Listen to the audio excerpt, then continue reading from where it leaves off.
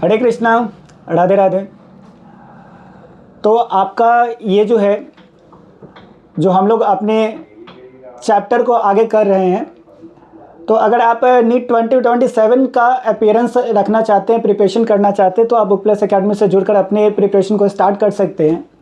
और ये जो टॉपिक है ये आपका class 12 sexual reproduction in flowering plants का सब टॉपिक्स है। हम लोग अपने यूट्यूब चैनल्स पर वन शॉट की बात नहीं करते हैं, लेकिन बात ये करते हैं कि बच्चों को एक लर्निंग प्लेटफॉर्म मिल सके। हम लोग ये बात कतई नहीं करेंगे कि आपको वन शॉट में वीडियोस खत्म कर देंगे, लेकिन अंडरस्टैंडिंग लेवल, आपका जो लर्निंग कंसेप्ट है उसको बिल्ड बनाना बुक प्लस एकेडमी का एक जिम्मेदारी है। क्योंकि बहुत सारे ऐसे प्लेटफॉर्म हम देखे हैं बहुत अच्छा काम करते हैं, लेकिन बच्चों को अगर हर कॉन्सेप्ट पर एक सीक्वेंस और सीरीज में एक चैप्टर मिल जाए, टॉपिक मिल जाए, तो वो आसानी से कहीं बैठ के अपने प्रिपरेशन को कर सकते हैं। तो आज का जो टॉपिक है वो जनरली हम लोग जानने वाले हैं स्ट्रक्चर ऑफ माइक्रोस्पोरेंजियम के बारे में जानने वाले हैं। तो आप थोड़ी पेशेंस के साथ में वीडियोस को देखिएगा, ठीक है। अब देखो टॉपिक यहाँ पर क्या है तुम्हारा कि स्ट्रक्चर ऑफ माइक्रोस्पोरेंजियम, ठीक है। यानी हम लोग बेसिकली जो बात करने वाले हैं वो किसके बारे में बात करने वाले हैं? स्ट्रक्चर ऑफ माइक्रोस्पोरेंजियम के बारे में। तो स्ट्रक्चर मतलब तो समझ में आता है, लेकिन माइक्रोस्पोरेंजियम का मतलब क्या होता है? बेसिकली सबसे पहले तो इसी की बात करेंगे, इसी की शुरुआत करेंगे, ठीक है। अब देखो यहाँ पे कि माइक्रोस्पोरेंजियम होता क्या है। तो माइक्रोस्पोरेंजियम वो जगह होता है, वो साइट होता है पॉलन ग्रेन के एंथर के अंदर में, जहाँ पर पॉलन ग्रेन स्टोर होता है, ठीक है। यानी जिस लोकेशन में, जिस साइट में एंथर के अंदर में माइक्रोस्पोर प्रेजेंट होता है, स्टोर होता है, उस जगह को हम लोग क्या बोलते हैं? माइक्रोस्पोरेंजियम बोलते हैं। समझ में आया? यानी site of storage of microspore inside anther is known as तुम्हारा क्या? माइक्रोस्पोरेंजियम। बात समझ में आ गया होगा। यानी माइक्रोस्पोरेंजियम कहाँ क्या होता है? तो जिस जगह माइक्रोस्पोर स्टोर होता है ना, उसको हम लोग क्या बोलते हैं? माइक्रोस्पोरेंजियम बोलते हैं, ठीक है। चलिए ये बात समझ में आ गया होगा। उसके बाद बात करते हैं क्या? स्ट्रक्चर की बात करते हैं। तो स्ट्रक्चर में बेसिकली जो बात होता है, आपके क्लास 12 के अकॉर्डिंग आप जब नीट का एग्जाम देंगे तो उसमें बहुत सारा क्वेश्चन होता है, उसमें पूछा जाएगा कि लेयरिंग कितना होता है, ठीक है ना। यानी माइक्रोस्पोर पर कितना लेयर होता है। तो स्ट्रक्चर में हम लोग को यही पढ़ना है कि ये जो मान लो कि ये माइक्रोस्पोरेंजियम है, ठीक है। ये क्या है तुम्हारा? माइक्रोस्पोरेंजियम है। ये माइक्रोस्पोरेंजियम जो होता है ना, वो 4 लेयर से क्या होता है? सराउंडेड होता है। कितने लेयर से सराउंडेड होता है बच्चा? 4 लेयर से सराउंडेड होता है, याद करके रखिएगा, ठीक है ना। सबसे जो बाहर वाला जो होता है ना लेयर को, उसको बोलते हैं हम लोग एपिडर्मिस बोलते हैं। क्या बोलेंगे? एपिडर्मिस। यानी एपिडर्मिस जो है वो क्या है? तुम्हारा आउटर लेयर है। कौन सा लेयर है बाबू? आउटर लेयर है। एपिडर्मिस को क्या बोला जाता है? आउटर लेयर बोला जाता है ऑफ माइक्रोस्पोरेंजियम, ठीक है जी। उसके बाद नेक्स्ट में जो आता है सेकंड में, उसको बोलते हैं एंडोथेसियम बोलते हैं। क्या बोलेंगे? एंडोथेसियम। एंडोथेसियम को हम बोल सकते हैं यहाँ पे सेकंड लेयर है, ठीक है ना। यानी फर्स्ट लेयर क्या है तुम्हारा? यहाँ पे एपिडर्मिस है। फर्स्ट लेयर क्या है? एपिडर्मिस। सेकंड लेयर की अगर बात करते हैं तो एंडोथेसियम हो जाता है। और थर्ड लेयर की अगर हम लोग बात करते हैं तो इसको बोलते हैं हम लोग क्या? मिडिल लेयर बोलते हैं। क्या बोलेंगे बुआ? मिडिल लेयर बोलेंगे, ठीक है ना। तो फर्स्ट लेयर सबसे बाहर वाला जो लेयर होगा वो क्या होगा? एपिडर्मिस होगा। सेकंड वाले जो लेयर होगा उसको बोलते हैं एंडोथेसियम बोलते हैं। और थर्ड लेयर जो होता है उसको क्या बोलेंगे? मिडिल लेयर बोलेंगे। इतना कुछ समझ में आया? उसके बाद फोर्थ लेयर की बात करते हैं तो इसको बोलते हैं हम लोग टैपेटम बोलते हैं। क्या बोलेंगे बाबू? टैपेटम। यानी क्या बोलेंगे बाबू? टैपेटम बोलेंगे। यानी सबसे बाहर वाला जो लेयर होगा उसको बोला जाएगा एपिडर्मिस बोला जाएगा। सेकंड लेयर को बोलते हैं एंडोथेसियम बोलते हैं। थर्ड लेयर को मिडिल लेयर बोलते हैं। और फोर्थ लेयर को हम लोग क्या बोल सकते हैं यहाँ पे? टैपेटम। बोल नहीं सकते हैं, बोला जाता है, ठीक है ना। तो अगर पिक्चर से अगर हम लोग समझते हैं तो मान लेते हैं कि ये मान लीजिए कि आपका क्या है कि माइक्रोस्पोरेंजियम का इस तरीके से हम लोग क्या करें? डायग्राम ड्रॉ कर दिए, ठीक है ना। और ये यहाँ पे 4 सेक्शन ऐसे हैं, हम लोग देख लेते हैं। ये आपका क्या होगा? 4 सेक्शन हो गया माइक्रोस्पोरेंजियम का। तो सबसे अंदर वाला जो लेयर है ना, उस लेयर को क्या बोलेंगे हम लोग? यहाँ पे टैपेटम बोलेंगे। सबसे अंदर वाले लेयर को क्या बोलेंगे? टैपेटम। फिर इसके ऊपर में जो लेयर होगा उस लेयर का क्या नाम हो जाएगा तुम्हारा यहाँ पे, तो इसको बोलते हैं हम लोग क्या, मिडिल लेयर बोलते हैं। क्या बोलेंगे, मिडिल लेयर। फिर इसके ऊपर में जो लेयर होगा उस लेयर को बोलते हैं हम लोग क्या, इंडोथेसियम बोलते हैं। क्या बोलेंगे, इंडोथेसियम।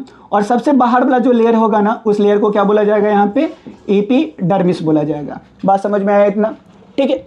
उसके बाद अगर आप कभी नीट के क्वेश्चन को देखे होंगे ना, तो नीट के क्वेश्चन में एक बेसिकली बहुत ही असर्शन डिवीजन जैसा क्वेश्चन आता है, ठीक है। कभी ऐसा बुक आपके पास में होगा, ठीक है, एमटीजी पब्लिकेशन का या किसी भी क्वेश्चन बैंक का, तो आप 2023-2024 के आसपास में पूछा गया क्वेश्चन, आप प्रीवियस ईयर क्वेश्चन देखेंगे ना, तो उसमें आपको समझ में आएगा बेसिकली होता क्या है। तुम्हारा बच्चा सो देखना, अब देख यहाँ से क्वेश्चन क्या होता है असर्शन डिवीजन में, नीट वाले में ये पूछेगा कि जो आउटर थिन लेयर होता है, कौन, आउटर थिन लेयर, यानी बोले तो एपिडर्मिस से लेके कहाँ तक तुम्हारा, मिडिल लेयर तक। आउटर थिन लेयर कहने का मतलब इनर मोस्ट लेयर कौन हो जाएगा तुम्हारा, टेपेटम हो जाता है। इनर मोस्ट लेयर कौन हो जाएगा तुम्हारा, टेपेटम हो जाता है। और आउटर 3 लेयर जो होता है ना, एपिडर्मिस, इंडोथेसियम और मिडिल लेयर जो होता है ना, इसका फंक्शन क्या होता है, तो याद करके रखना कि आउटर 3 लेयर जो होता है ना, वो केवल प्रोटेक्शन का काम करता है। किसका काम करता है, प्रोटेक्शन का काम करता है, मैकेनिकल सपोर्ट प्रोवाइड करता है। बात समझ में आया। यानी क्वेश्चन रहता है ना कि outer 3 layer help in protection, but inner most layer क्या करता है, तो आउटर 3 लेयर का फंक्शन क्या हो जाता है, ये प्रोटेक्शन में सपोर्ट करेगा, ठीक है। लेकिन बात करते हैं कि मिडिल यानी सबसे जो अंदर वाला जो लेयर होता है, जिसको बोलते हैं टेपेटम बोलते हैं बुआ, वो टेपेटम आखिरकार करेगा क्या, तो टेपेटम का जो काम होता है ना, वो नॉरिशमेंट प्रोवाइड करता है। क्या प्रोवाइड करता है, नॉरिशमेंट बोले तो तुम्हारा क्या, न्यूट्रिशन देता है। क्या देता है तुम्हारा, न्यूट्रिशन, ठीक है। क्या देगा तुम्हारा, न्यूट्रिशन देगा। अब ये न्यूट्रिशन किसको देगा, तो देखो माइक्रोस्पोरेंजियम के अंदर में क्या है, माइक्रोस्पोर है। माइक्रोस्पोरेंजियम के अंदर में क्या है, माइक्रोस्पोर है। इस माइक्रोस्पोर को ना ये क्या करेगा, न्यूट्रिशन प्रोवाइड करेगा। क्या प्रोवाइड करेगा, न्यूट्रिशन। यानी इस माइक्रोस्पोर को न्यूट्रिशन प्रोवाइड करने का काम किसका होता है, तुम्हारा टेपेटम का काम होता है।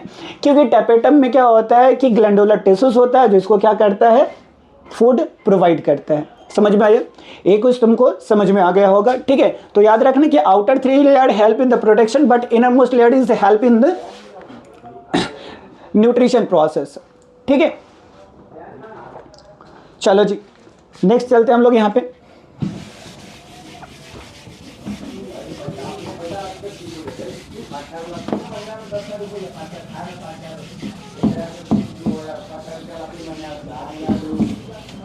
चलो नेक्स्ट में बात करते हैं हम लोग। अब देखो एक नया वर्ड जुड़ेगा तुम्हारे साथ में, इस वर्ड को बोलते हैं हम लोग का स्पोरेंजियस टिश्यूज बोलते हैं। थोड़ी सी बारीकी से अगर हर कुछ को देखा जाए ना, तो तुम बहुत आसानी से किताबों को समझ सकते हो, पढ़ सकते हो, बहुत ही आसानी तरीके से नीट जैसे एग्ज़ाम को निकाल सकते हो। पता है बड़े बड़े जो एग्ज़ाम होता है ना, उसको क्रैक करने का सबसे सिंपल सा फंडा होता है। शायद ये चीज़ बहुत आदमी आपको नहीं बता पाए होंगे, टीचर नहीं बता पाए होंगे, वो आपको प्रेशर फील करवाते होंगे, लेकिन जेन्युइन से तरीका बताते हैं आपको। आप जहाँ भी रह रहे हो, चाहे आप एक गांव में रह रहे हो या किसी भी एक छोटे से शहर में रह रहे हो, मन है कि आप कर सकते हो, एग्ज़ाम तैयारी कर सकते हो, खुद से निकाल सकते हो ना। सबसे पहला चीज़ होता है ना, आप मन बना लीजिए। एक बार आप जो मन बना लिए फिर पीछे मत हटिएगा, ठीक है। तो मन बना लेंगे तो आपका काम बहुत ही ज़्यादा क्या हो जाता है, आसान हो जाता है। आपको मन लगना चाहिए उस पर। और इसके बाद क्या होगा कि तुम्हारा जो NCERT है और साथ में तुम्हारा प्रीवियस ईयर जो क्वेश्चन है, उसके साथ बैठो, थोड़ी सी बातचीत करो, उस क्वेश्चन से बात करो, देखो क्वेश्चन आखिरकार के बोल क्या रहा है, अपने टॉपिक पर ध्यान दो, और टॉपिक जब खत्म कर लो तो उससे रिलेटेड क्वेश्चन को करो। और किसी भी बड़ी तरह से प्रेशर में मत आओ कि क्वेश्चन बन रहा है कि नहीं बन रहा है। अगर स्टार्टिंग में हो तो क्या करना, बड़ा आसानी से उस चीज़ को क्या करना है, देखना है, समझना है, प्रेशर फील नहीं करना है। अगर प्रेशर फील करोगे तो फिर तुम्हारा एग्जाम तो ऐसे भी नहीं निकलेगा, ठीक है। और दूसरी सबसे बड़ी बात होता है कि आप बगल वाले को मत देखना कि कौन बड़े इंस्टीट्यूट में पढ़ रहा है, कौन क्या कर रहा है, ये कभी मत देखना। अपने से लड़ाई है इस दुनिया में, तुम जितना ज़्यादा लड़ सकते हो उतना ज़्यादा क्या कर सकते हो, आगे की ओर निकल सकते हो। अब नेक्स्ट में अगर हम लोग देखते हैं यहाँ पर क्या, स्पोरेंजियस टिश्यूज़ की अगर बात करते हैं, तो स्पोरेंजियस टिश्यूज़ में क्या है तुम्हारा कि देखो इस तरीक़ा से क्या है, यहाँ पर डायग्रामेटिक रिप्रेजेंटेशन अगर देखते हैं तो लगभग क्या होता है, टेट्रागोनल क्या होता है, स्ट्रक्चर होता है माइक्रोस्पोरेंजियम का, ठीक है। अब इस टेट्रागोनल स्ट्रक्चर में क्या होता है कि देखो एक तुम्हारा सेक्शन ये माइक्रोस्पोरेंजियम का, दूसरा सेक्शन ये है, तीसरा सेक्शन ये है, और चौथा सेक्शन क्या है तुम्हारा ये है। अब क्या होता है ना कि जो टेपेटम होता है, टेपेटम के अंदर में एक टिश्यूज प्रेजेंट होता है। क्या प्रेजेंट होता है तुम्हारा? टिश्यूज प्रेजेंट होता है। इस टिश्यूज का नाम होता है क्या? एस्प्रोंजियस टिश्यूज नाम होता है। क्या नाम होता है यहाँ पे? एस्प्रोंजियस टिश्यूज नाम होता है, ठीक है ना। यानी टेपेटम क्या होता है, मान लेते हैं कि यह टेपेटम है, तो टेपेटम क्या है? सबसे इनर मोस्ट लेयर है। क्या है? इनर मोस्ट सबसे लेयर को हम लोग क्या बोल रहे हैं? टेपेटम बोल रहे हैं। यानी सबसे इनर मोस्ट लेयर को क्या बोला जा रहा है? टेपेटम बोला जा रहा है। और टेपेटम के अंदर में यानी उसके सेंट्रल पोजीशन पर, किस पोजीशन पर तुम्हारा? सेंट्रल पोजीशन पर एक तुम्हारा क्या पाया जाता है? टिश्यूज पाया जाता है, ठीक है। होमोजेनियस टिश्यूज होता है, उसको हम लोग क्या बोलते हैं यहाँ पे? एस्प्रोंजियस टिश्यूज बोलते हैं। और एक चीज़ हाँ याद करके रखना कि ये जो एस्प्रोंजियस टिश्यूज होता है ना, ये कैसा टिश्यूज होता है तुम्हारा? तो होमोजीनियस होता है। कैसा होता है बुआ? होमोजीनियस होता है, ठीक है ना। अब इसका फंक्शन क्या है? तो देखो तुमको अभी पढ़ना है क्या? माइक्रो स्पोरोजिनेसिस पढ़ना है। क्या पढ़ना है? माइक्रो स्पोरोजिनेसिस पढ़ना है। क्या पढ़ना है? माइक्रो स्पोरोजिनेसिस पढ़ना है। अब माइक्रो स्पोरोजिनेसिस कहने का मतलब क्या होता है? तो माइक्रो स्पोरोजिनेसिस कहने का मतलब होता है क्या? माइक्रोस्पोर का फॉर्मेशन। क्या? किसका फॉर्मेशन? माइक्रोस्पोर का फॉर्मेशन, ठीक है ना। माइक्रोस्पोरोजिनेसिस कहने का मतलब है तुम्हारा क्या? माइक्रोस्पोर का फॉर्मेशन। अब ये माइक्रोस्पोर का फॉर्मेशन किससे होगा? तो देखो होता क्या है ना कि ये जो स्पोरोंजियस टिश्यूज होता है, ये स्पोरोंजियस टिश्यूज माइक्रोस्पोर टेट्राड का फॉर्मेशन करता है। किसका फॉर्मेशन करता है तुम्हारा? माइक्रोस्पोर टेट्राड्स का। यानी देखा जाए ऐसे तो देखो होगा क्या यहाँ पे कि ये जो स्पोरोंजियस टिश्यूज है, ये क्या है तुम्हारा? स्पोरोंजियस टिश्यूज है। ये स्पोरोंजियस टिश्यूज जो होता है ना, ये फॉर्मेशन करता है किसका? माइक्रोस्पोर टेट्राड का फॉर्मेशन करता है। किसका फॉर्मेशन करता है? माइक्रोस्पोर टेट्राड्स का, ठीक है। अब ऐसे देख सकते हैं कि माइक्रोस्पोर टेट्राड्स डायरेक्ट हम बोल रहे हैं। यहाँ पर होता क्या है कि माइक्रोस्पोरेंजियस टिश्यूज, स्पोरोंजियस टिश्यूज से जब इसमें मियोटिक डिवीजन होता है, कौन सा डिवीजन होता है? मियोटिक डिवीजन होता है, तो ये फॉर्मेशन करता है, डाइड सेल का फॉर्मेशन करता है। किसका फॉर्मेशन करता है? डाइड सेल का फॉर्मेशन करता है, ठीक है ना। यानी बोल सकते हैं ऐसे कि माइक्रोस्पोर डाइड सेल का ये फॉर्मेशन किया। और माइक्रोस्पोर डाइड सेल जो होता है ना, ये फॉर्मेशन करता है तुम्हारा क्या? माइक्रोस्पोर टेट्राड सेल का फॉर्मेशन करता है। किसका फॉर्मेशन करता है? माइक्रोस्पोर टेट्राड सेल का ये क्या किया? फॉर्मेशन किया। और ये जो माइक्रोस्पोर टेट्राड सेल का जो फॉर्मेशन है ना, तो स्पोरोंजियस टिश्यूज से, किससे तुम्हारा? स्पोरोंजियस टिश्यूज से माइक्रोस्पोर टेट्राड का फॉर्मेशन ये कहलाता है तुम्हारा क्या? माइक्रोस्पोरोजिनेसिस कहलाता है। क्या कहलाता है तुम्हारा? माइक्रोस्पोरोजिनेसिस। यानी माइक्रोस्पोरोंजियस टिश्यूज से माइक्रोस्पोर टेट्राड का फॉर्मेशन क्या कहलाएगा तुम्हारा? माइक्रोस्पोरोजिनेसिस कहलाएगा। क्या कहलाएगा तुम्हारा? माइक्रोस्पोरोजिनेसिस। बात समझ में आया? तो याद करके रखना, स्पोरोंजियस टिश्यूज से माइक्रोस्पोर टेट्राड का फॉर्मेशन ये क्या कहला रहा है तुम्हारा? माइक्रोस्पोरोजिनेसिस कहला रहा है, ठीक है। उसके बाद ये जो माइक्रोस्पोर टेट्राड होता है ना, ये माइक्रोस्पोर टेट्राड क्या करता है कि माइक्रोस्पोर का फॉर्मेशन करता है। किसका फॉर्मेशन करता है तुम्हारा? माइक्रोस्पोर का फॉर्मेशन करता है। किसका फॉर्मेशन किया तुम्हारा? माइक्रोस्पोर का फॉर्मेशन किया, ठीक है ना। तो यहां पर क्या है तुम्हारा कि स्पोरोंजियस टिश्यू से माइक्रोस्पोर टेट्राड का फॉर्मेशन हुआ, और माइक्रोस्पोर टेट्राड से किसका फॉर्मेशन हुआ तुम्हारा? माइक्रोस्पोर का फॉर्मेशन हुआ। तो ओवरऑल ये प्रोसेस क्या कहलाएगा तुम्हारा? यहाँ पे माइक्रोस्पोरोजिनेसिस कहलाएगा। क्या कहलाएगा तुम्हारा? माइक्रोस्पोरोजिनेसिस कहलाएगा, ठीक है।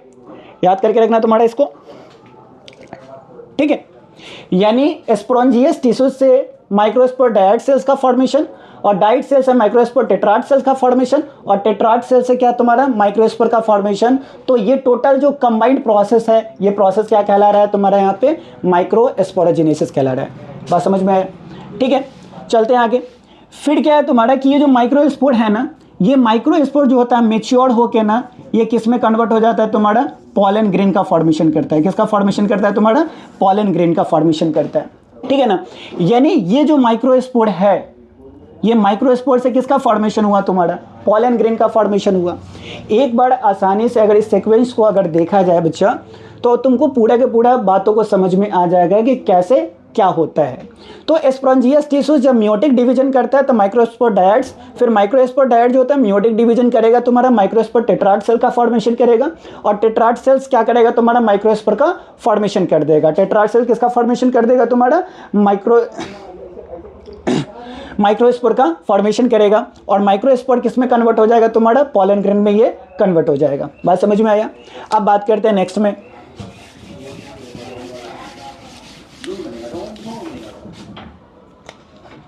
हम देखो यहाँ पे कि पॉलन ग्रेन के बारे में अगर हम लोग जानते हैं तो पॉलन ग्रेन को जनरली बोला जाता है क्या, मेल गैमेटोफाइट बोलते हैं। क्या बोलेंगे, मेल गैमेटोफाइट बोलेंगे।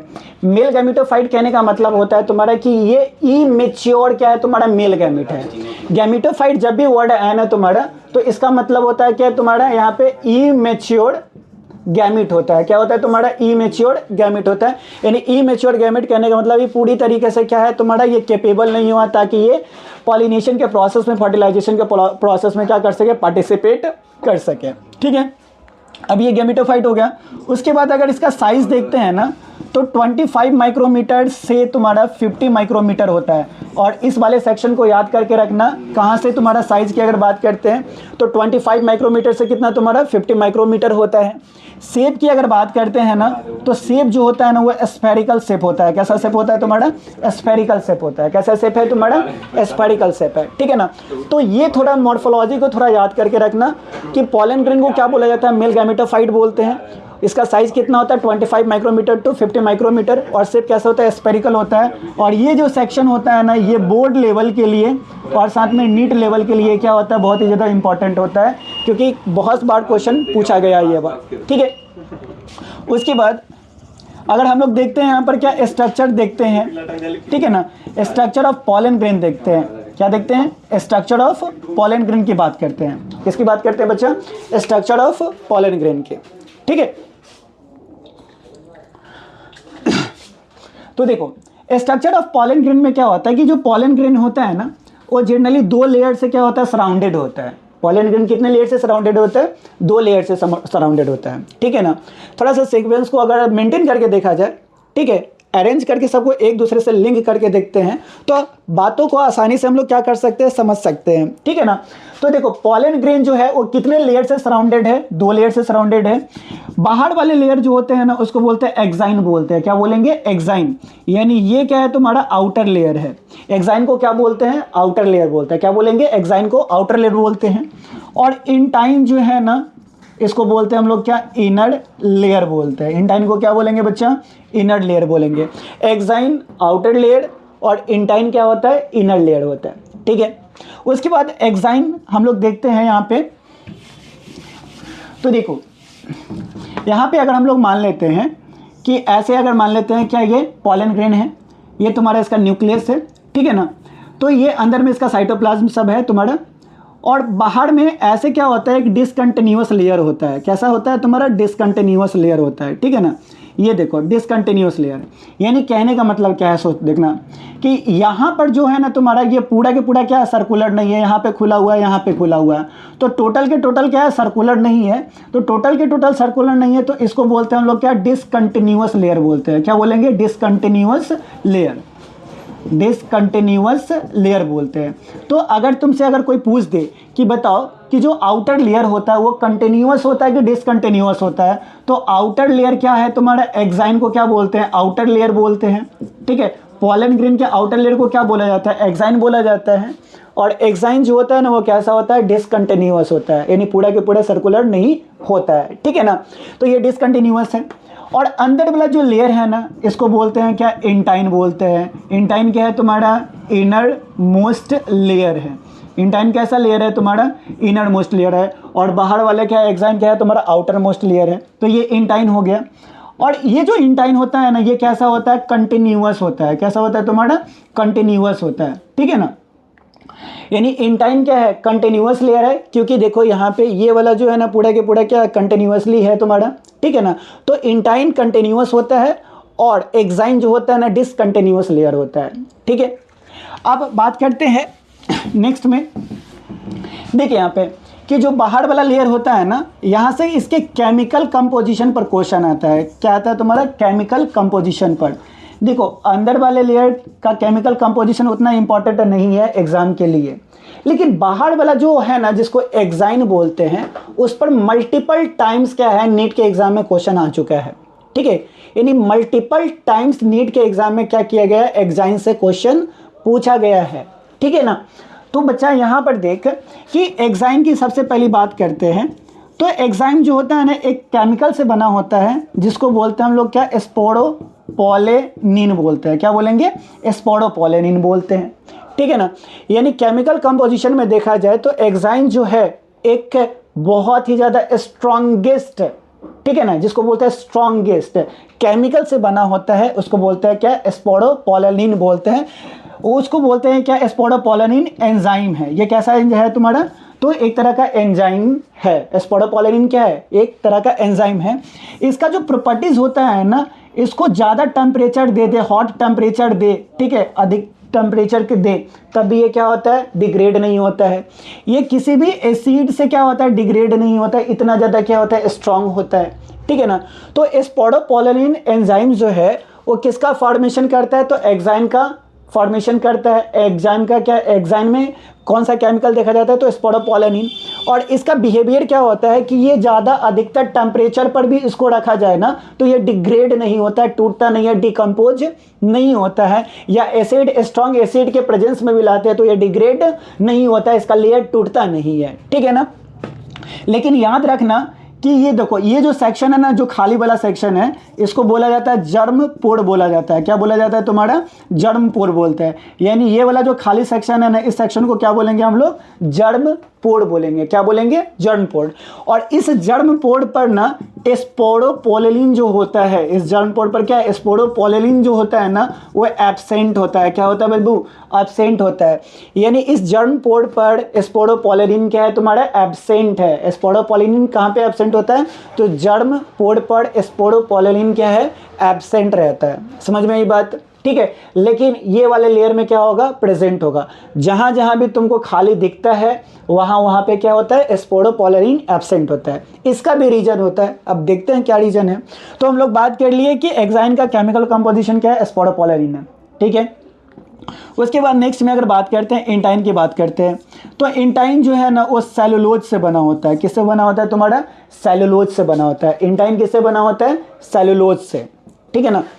एंजाइम जो है ना बच्चा वो किससे बना हुआ है तुम्हारा, स्पोरोपोलेनिन से बना हुआ है। और इंटाइन जो है ना और किससे बना हुआ है तुम्हारा, सेलुलोज से बना हुआ है, ठीक है। एंजाइम जो होता है वो कंटिन्यूअस लेयर होता है और इंटाइन जो होता है वो डिसकंटिन्यूअस लेयर होता है। समझ में आई बात इतना, ठीक है। तो ये बेसिकली ये था। अब नेक्स्ट वीडियोस में आपसे फिर मुलाकात होगी एक नए टॉपिक के साथ में। इसी को प्रोलॉन्ग करेंगे हम लोग, इसको कंप्लीट करेंगे। लेकिन तब तक के लिए आज भर इतना ही, अगले क्लास में मिलते हैं। हरे कृष्णा, राधे राधे।